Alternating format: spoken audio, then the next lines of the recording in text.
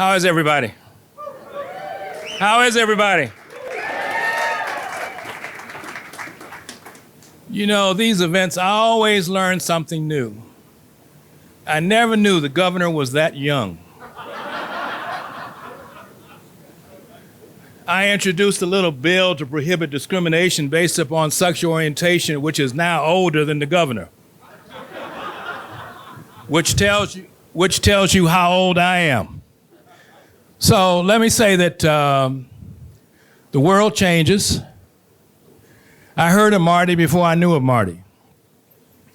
Wilma and I, and she's not here, and I'm speaking for her because she's speaking at a funeral for State Representative Wayne Knox, who passed, and she's speaking at his funeral at 2:30 today.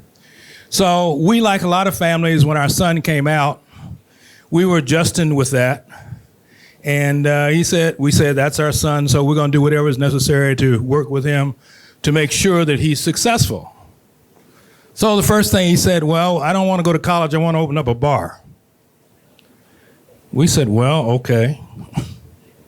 So he opened up a bar on 18th and Vine called Grapevine. And it was a 3-2 bar serving only 3-2 beer because that's when you could buy 3-2 beer. And then he brought his first issue to Wilma and I about how bad the government is because now 3-2 beers eliminated his bar and the government affects everybody. So I said, well, you need to talk to somebody in this business. So then he said, well, I'm going to work over here. These names only reference for you that are old enough to remember these places. So he was doing music at a place called the Snake Pit. So I hear a couple of old people over there. So then after the Snake Pit, he decided to do another bar that he was going to open his own called Southtown Lumber Company on Broadway. And I said, where the hell are you getting all these ideas? He said, this guy is brilliant. He's a business guy. He's successful. Then he introduced me to Marty, and I said, that's him?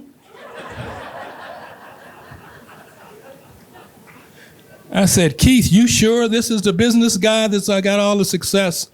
Then he said, yeah. So then after doing Charlie's and then him bringing me over to Tracks, then I understood.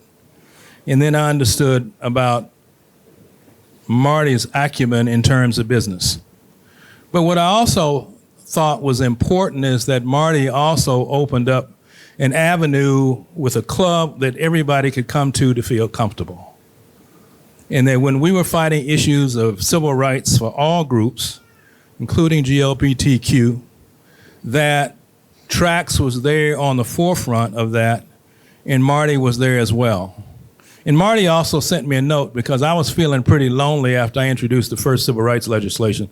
Because what the newspaper did, they called me a lot of names and they weren't Wellington and they weren't Webb and they weren't state representative.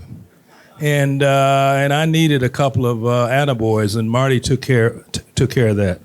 So I told Andy I wanted to come by today just on behalf of Wilma and I, and also our son who we lost about 10 years ago, to say thank you.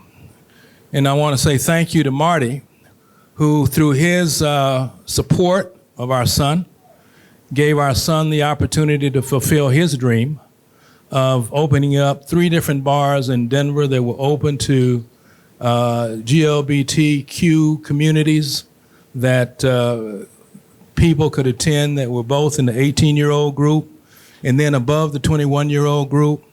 And he was able to do that because he had adopted a friendship with Keith that was very special to us. And he gave us more years with Keith than we thought we would have. Marty, thank you. Thank you very much on behalf of Wilma Webb, Wellington Webb, Stephanie, and Keith.